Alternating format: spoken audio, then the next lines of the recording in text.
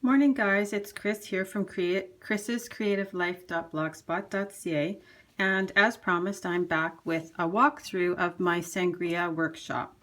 So if you place an order, if you're Canadian and you place an order on my website this month at chrisrobertson.ctmh.com of $35 or more, I'll send you the cutting guide and instructions for the 12-page workshop. If you're outside of Canada, I'll include a link at the bottom of the video. It'll take you to my blog with instructions on how you can purchase the files for yourself. So I thought I would do a walkthrough of the supplies needed to create the 12-page workshop. It's all centered around the Sangria paper pack from Close to My Heart. This is a look at the Sangria paper pack. All the decorative papers are two-sided. And here's a look at all of the 6 of them. There's 2 of each design. I've used all of the zip strips in the workshop except for the one that says mother, father, sister, brother, etc. on the top. It can easily be added to any of the layouts that you wanted. I just didn't want to force somebody to use a certain set of photos on a page, but it can easily be added at any of the layouts in the workshop. So that's the decorative paper. Here's a look at the cardstock. So there's also 6 pieces of cardstock in the workshop, including 3 of the new colors, pomegranate, eggplant, and poppy. They all turned out beautifully. So you will also need 1 package of the Sangria complements, the poppy extra thick twine, the gold foil tape, which I'm in love with right at this point, and 1 package of the pink enamel gems. There's 3 different shades and 3 different sizes of gems. There's actually only 2 different sizes of gems, but there's 3 different colors. So as I said before, if you placed an order this month, I'll send you the files for free, or there will be a link in how to get them. So I thought I would just do a quick walkthrough of what's included in the instructions. So there's a full supply list. There's a couple of pages of tips and tricks that walks through each layout. There's suggested photo sizes.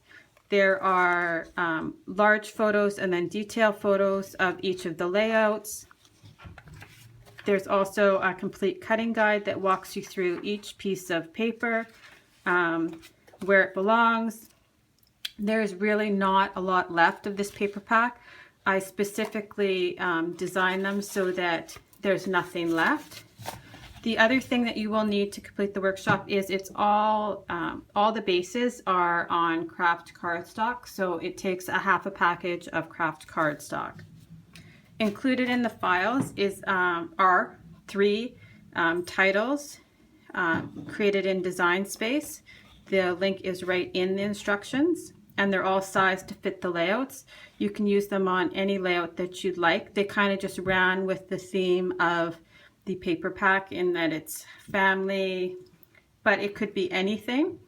The titles were designed to be used on layout number 1, layout number 5, and layout number 6, but that can also be changed depending on how you want it, or excluded from the workshop completely. There's no need to actually put them in if you don't want them. So now we're going to do a quick walkthrough of all of the 6 layouts. This is layout number 1. Right away when I saw the paper pack, I knew I wanted to do something with the zigzag print, so that I've designed it so that it's cut out and it lines up and it runs across the 2 pages. So this is layout number 1. Here's a look at layout number 2.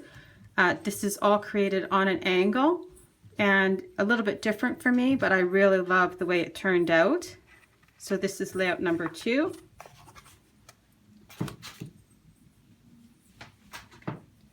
Layout number 3. You'll see too, all of my layouts typically are very photo heavy. I take a lot of photos, so I like to be able to get a lot of photos onto my layouts. This is layout number 4, also on Fun Angle. For this one, you could easily add more photos or change up the photo sizes for this layout.